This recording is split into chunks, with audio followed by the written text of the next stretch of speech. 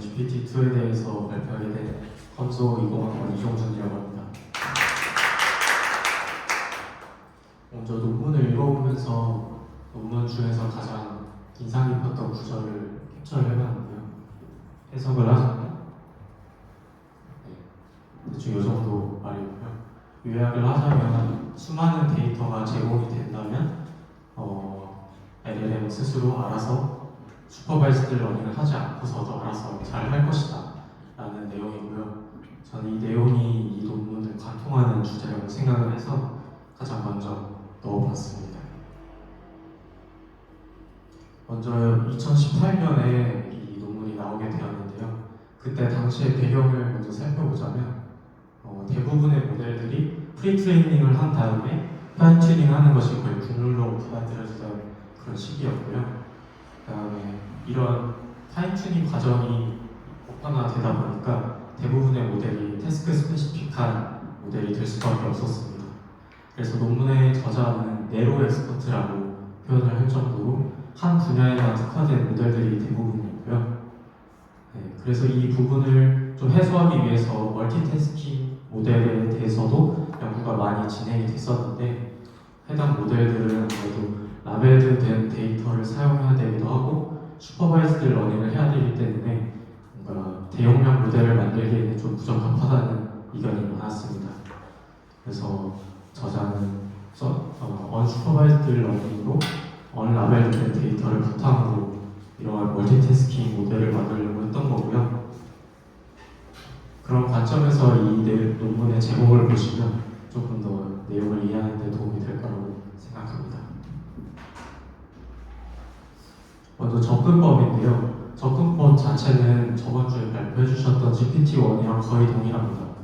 일단 언어 모델, 랭귀지 모델이기 때문에 문장에서 각 단어가 나올 확률은 그 전에 모든 단어들에 의존하기 때문에 조건부 확률로 표현을 할 수가 있고요. 그 단어들 간의 조건부 확률을 조금 더 확장을 하면은 문장을 바탕으로 이전까지 문장으로 다음 문장을 예측할 수 있는 겁니다. 다만 GPT-1과는 다르게 GPT-2는 멀티태스킹을 위한 목표가 있기 때문에 동일한 입력에 대해서도 다양한 태스크를 수행할 수 있어야 됩니다. 그래서 인풋에 대해서 태스크도 함께 넘겨줘서 보시면 GPT-1은 How are you라는 문장을 입력으로 넣었을 때 다음에 나올 doing을 아웃풋으로 내보내는데 GPT-2도 How are you 동일하게 주면은 동일하게 doing이 나옵니다. 다만 태스크를 같이 한국어로 번역해달라는 태스크를 같이 넣으면 잘 지내라는 아웃풋이 나오게 되는 겁니다. 이런 랭귀지 모델의 특성을 바탕으로 해서 큰 구조 변경 없이도 멀티태스킹을 가능하게 했다는 것이 핵심이라고 볼 수 있겠습니다.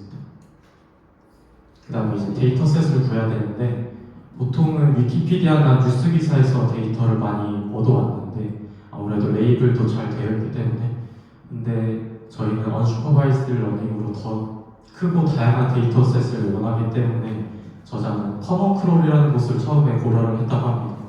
이제 웹에서 크롤링된 데이터들을 공개하는 그런 곳인데 품질 이슈가 있어서 일단 폐지가 되었고 저자가 독자적인 데이터셋을 구축하기로 하는데 좀 방법이 특이한 게 레딧에서 평가 개수가 3 이상 받은 게시글에 포함된 외부 링크를 전부 스크랩해서 여기서 중복된 문서들 그리고 위키피디아 문서 같은 경우에는 중복되었을 거라고 거의 확신을 해서 아예 제거를 먼저 했다고 합니다. 이렇게 중복 문서를 제거해서 나온 데이터셋이 총 40GB 800만 개의 문서에 달했다고 하고 이 데이터셋을 웹텍스트라고 이름을 붙였다고 합니다. 그 다음에 이제 데이터셋을 바탕으로 인코딩을 해야 되는데 GPT-1에서는 BP라고 바이트 페어 인코딩을 사용을 했습니다. 이제 문자 단위로 단어를 분해한 다음에 그 기본 보캐블러리를 바탕으로 빈도수를 바탕으로 워직을 하는 방식인데 이렇게 세 가지 예시를 들어봤습니다. 애플, 어베일러블, 케이퍼블을 알고 있을 때 기존 초기 보캐블러리가 이렇게 나오게 되고 여기서 겹치는 단어들을 계속해서 머지해 나가서 최종적으로 보캐블러리가 나오는 방식입니다. 근데 GPT-2의 경우에는 아무래도 다양한 웹 텍스트를 사용을 해야 되다 보니까 조금 불안한 감이 있었는지 기존의 BP에서 조금 더 확장을 해서 바이트 레벨로 BP를 적용하게 되었습니다. 그래서 기존의 문자 단위가 아니라 바이트 단위이기 때문에 제가 이렇게 예제를 한글로 가져왔는데 이모지도 섞어서 이런 문장도 결국에는 바이트로 똑같이 표현이 될 수 있기 때문에 언어나 문자에 관계없이 이 코딩을 할 수 있다는 장점이 있습니다. 그리고 뒤풀이 못 봐서 죄송합니다. 네. 근데 제가 좀 더 찾아본 게 있었는데요. 한국어로 했을 때 히읗이랑 하, 한 이런 각 모든 조합들이 다 다른 유니코드 바이트를 가지기 때문에 어떻게든 바이트 레벨 BP를 적용을 할 수 있겠지만 이게 성능적으로 과연 좋을까라는 의구심이 들어서 좀 더 찾아봤는데요. 아무래도 한국어는 그런 특성이 있기 때문에 형태소 분석기를 통해서 인코딩을 하는 게 훨씬 더 의미를 잘 함축하고 있다고 합니다. 이런 내용이 하이퍼클로버 논문에 나와 있으니까 한번 참고하시면 좋을 것 같습니다. 네, 이렇게 바이트 레벨 BP를 통해서 언어와 문자 관계없이 동일한 방식으로 전부 바이트로 처리를 하게 되었고요. 그런 덕분에 언어운 토큰이 거의 발생하지 않았다고 합니다. 그리고 이모지나 특수문자 같은 인터넷에서 많이 사용되는 그런 문자들도 처리를 할 수 있게 되었고요. 실제로 후반부에 나오는 그 벤치마크 테스트에서도 400억 바이트를 돌렸는데 언노운 토큰이 단 26번만 발생했다고 합니다. 네, 기본 보큐벨러리 자체도 기존 BP로 했을 때는 처음에 13만 개를 가지고 시작을 하는데 바이트 레벨 BP를 하면은 바이트이기 때문에 256개만 있으면 된다는 그런 장점도 있습니다. 네, 이러한 방식에도 단점이 있었는데요. 요거는 논문에서 직접 가져온 예제고 도급 이렇게 세 가지가 있을 때 이런 구두점에 따라서 문장풀에 따라서 이 세 가지를 각각 다른 것으로 인식을 하는 문제가 있었습니다. 그래서 저자는 논문에서 다른 문자 범주에서는 병합을 제한해서 알파벳은 알파벳끼리만 병합이 되고 구두점은 구두점끼리만 병합이 되도록 이 문제를 해결했다고 합니다.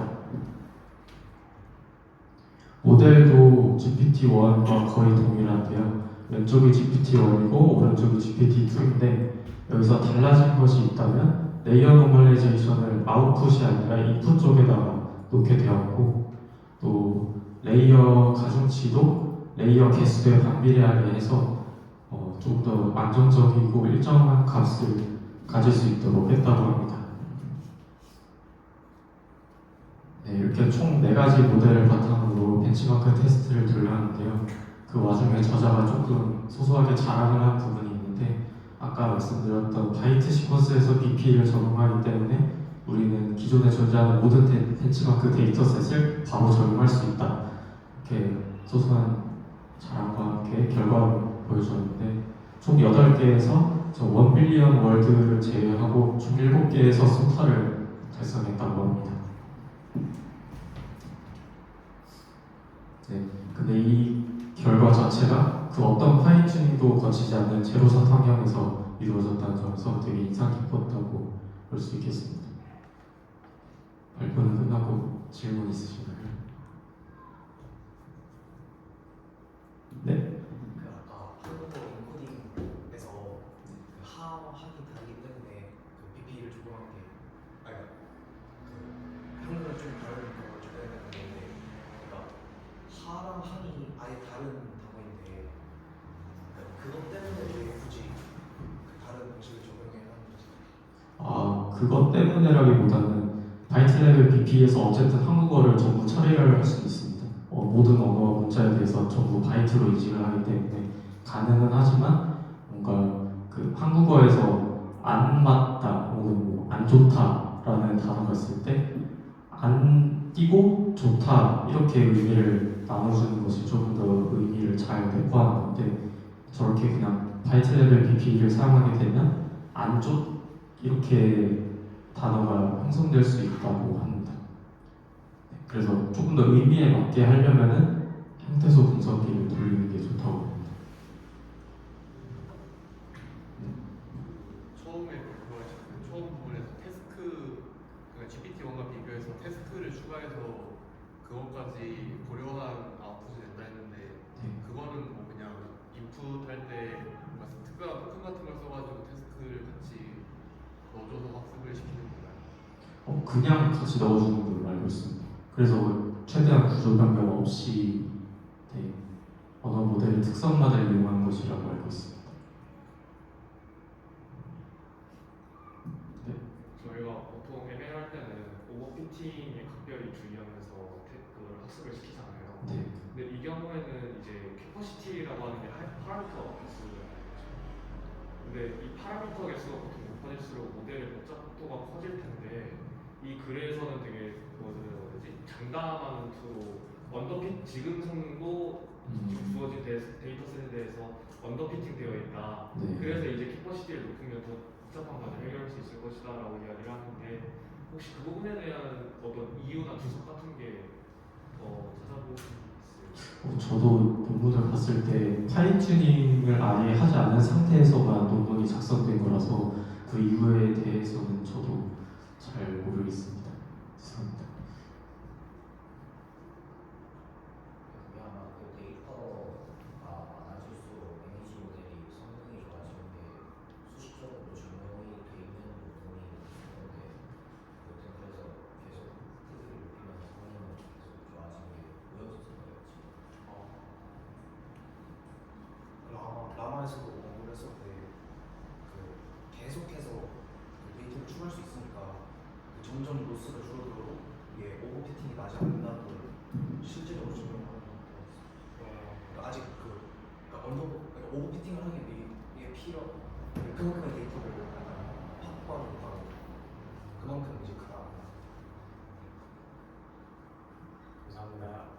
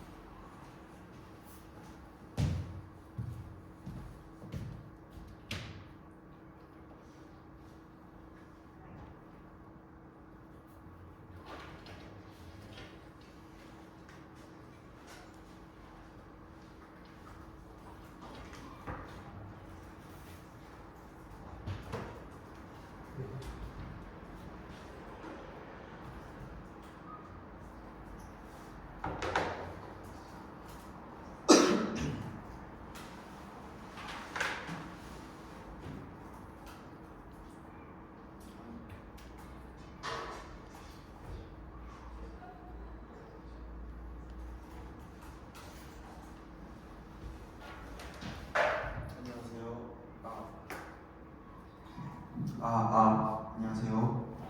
저는 이제 하이 레조전 이미지 신테시스 데이터 디비전 모델스에 대해서 맥락에 컴퓨터 소프트웨어 학부 이학번 권예준이라고 합니다. 우선 이 논문이 쓰여지게 된 배경부터 먼저 설명드리자면 기존 디퓨전에서는 문제점이 몇 가지 있었어요. 우선적으로 겐과 비교해서 매우 학습이 굉장히 느렸어요. 왜냐면 디퓨전 스텝을 많이 거쳐야 되고 데이터들을 학습하기 위한 데이터셋을 만드는데도 매우 많은 시간이 들고 학습시키는데도 많은 컴퓨팅 리소스가 필요하고 학습된 걸 이제 다시 평가하는데도 굉장히 많은 리소스가 필요해요. 그래서 단순히 말하자면 그냥 너무 코스트가 큰 거예요. 컴퓨팅 코스트가. 그래서 이제 이는 소수의 사람들만 이제 디퓨전 관련된 연구나 또한 디퓨전 모델 훈련시키는 것과 연관이 될 수 있고, 그럼 이제 연구의 질이 낮아질 수도 있겠죠. 그리고 두 번째로 이제 많은 탄소 발자국 그리고 환경에 안 좋은 영향을 미칠 수 있다라고 이제 논문이 나와 있습니다. 그래서 저희가 해야 될 건 이 원대 디퓨전 모델이 그 정확성을 유지하면서 이 컴퓨팅 코스트를 줄이기 위한 그런 방법을 찾게 되는데 이걸 어떻게 해결할 수 있냐? 그러니까 퍼센트도 이퀄리먼트 하면서 제가 픽셀 스페이스 화면에서 이제 256과 256 그런 RGB 데이터 하면은 약 10만 개 이상의 디멘션이 있잖아요. 근데 이 디멘션보다 적은 스페이스를 사용하면서 반대로 그 이미지 자체에 대한 어떤 내재된 데이터, 레이턴 스페이스가 이제 필요한데 이는 어떻게 사용할 수 있냐? 저희가 이제 인코더로 생성을 해요. 그런 스페이스. 그래서 레이턴 스페이스, 원본 픽셀 데이터보다 더 디멘션이 작은 스페이스를 사용하면 이 작은 레이턴 스페이스 내에서의 디퓨전과 그 디퓨전이 백워드 프로세스를 학습하는데도 훨씬 더 적은 컴퓨테이셔널 파워가 필요하다는 것입니다. 기본적으로. 그래서 이제 여기서는 VA를 사용했는데 볼 수 있겠고요. 그럼 이제 이 진노이징 유닛에 대해서 이제 먼저 이것에 대해서 좀 살펴보겠습니다. 기본적으로 레이턴 스페이스 내에서의 진노이징 유닛은 기본적인 이제 앞선 저희 CV 스터디 발표자들이 발표하셨던 그런 유닛하고 기본적으로 비슷하다고 보시면 됩니다.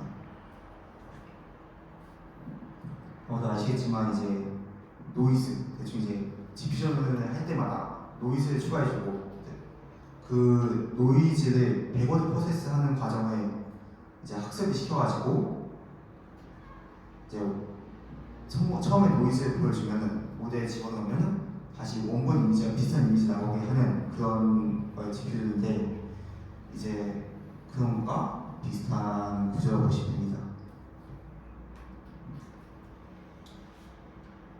그리고 이제 컨디셔닝도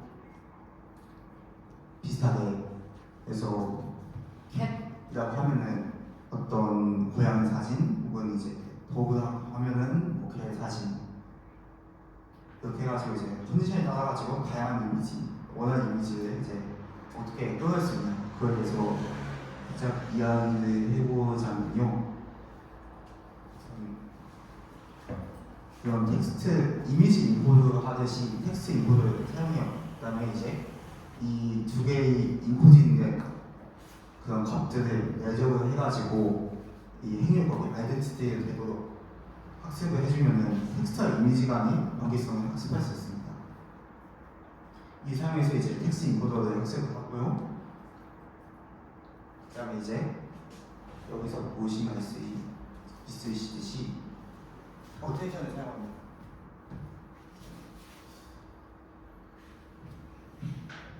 이제 이 어텐션을 어떻게 사용하냐? 이제 앞서 그 NLP 쪽 이제 발표자분들께서 이제 설명해 주시던 크로스 어텐션을 지금 사용하고요. 그다음에 이제 보시면 이제 QKW가 있는데 이 Q는 쿼리, 그다음에 이제 KV는 이제 둘 다 컨디션에 대한 인베딩이라고 보시면 되겠습니다. 이 W 파라미터들은 모두 학습이 가능한 그런 벡터들이라고 벡터 매트릭스라고 보시면 됩니다. 가지고 이런 인베딩 통해 가지고 커스 언체션을 해주면 이제 비슷한 사진이 나온다라고 이렇게 논문에서 말하고 있고요. 이 타우셋 함수에 대해서 잠깐 설명드리자면 이 타우셋 함수는 대충 이제 y가 컨디션이라면 컨디셔널 된 웨이어블에 대해서 어떤 이제 인벤티된 스페이스 이제 만들어낸 함수라고 보시면 되고요. 저 파이 여기 있는 파이 함수는 이제 z가 레이턴 스페이스 내에서의 어떤 이미지거든요. 이제 이 파이 함수는 이제 레이턴 스페이스 내의 z를 이제 플래튼해주는 함수, 그러니까 w가 내적이 될 수 있도록 이렇게 해주는 함수라고 보시면 됩니다. 그래서 최종 컨디셔닝까지 한 후 LDM은 다음과 같은 함수를 띄고요. 이제 저희가 해야 될 일은 저 안에 유닛인 저 입시문 세타 값을 이제 잘 학습해주면 완료되겠죠. 그래서 이제 대충 결과 어떻게 나오냐? 저 맨 왼쪽 사진이 인프 사진이라고 보시면 됩니다. 그리고 이제 두 번째 사진, 왼쪽에 두 번째 사진이 이제 LDM 데이터 디퓨전 모델 굉장히 잘 나왔죠. 그다음에 세 번째가 달리, 그다음에 네 번째가 VQGAN인데 이제 가장 LDM이 가장 잘 나왔다는 걸 이제 볼 수 있어요. 이제 맨 마지막 사진 보면은 손이 약간 일그러지고 그걸 비교해가지고 잘 나온 것을 알 수 있고요. 그다음에 뭐 스테이터스를 보여주면은 다음과 같습니다. 가장 주목해봐야 될 게 이 파라미터 개수. 이 파라미터 개수가 이제 다른 뭐 커브 뷰 같은 경우는 4빌리언, 4B, 이제 다른 뭐 6B 모델도 있고요. 그런 모델과 비교해서 1.45의 이 굉장히 상대적으로 적은 파라미터를 사용해서 포스 이피션트 하면서 소타를 달성했다는 점에서 굉장히 의의가 있는 논문이라고 볼 수 있습니다. 혹시 이제 질문하실 부분 있으신가요? 네. 앞에 네. 아이덴티티 만드는 페이지 네네. 강아지 이미지 있고 강아지 텍스트 들어오면 그쪽에 행렬이 아이덴티티 되는 거예요. 네, 그 아이덴티티가 되도록 이제 학습을 해준다는 걸 알고 있습니다. 그 앞에 아키텍처의 어느 부분에서 이 타우세타 함수를 제가 이해하면은 타우세타 함수를 이제 학습하는데 그런 과정을 거친다고 알고 있습니다. 타우세타라는 그 텍스트 인코더가 저런 이미지에 대한 이미지의 역행렬이 되게끔 만들어주는 거예요. 네네, 저는 그렇게 이해했습니다.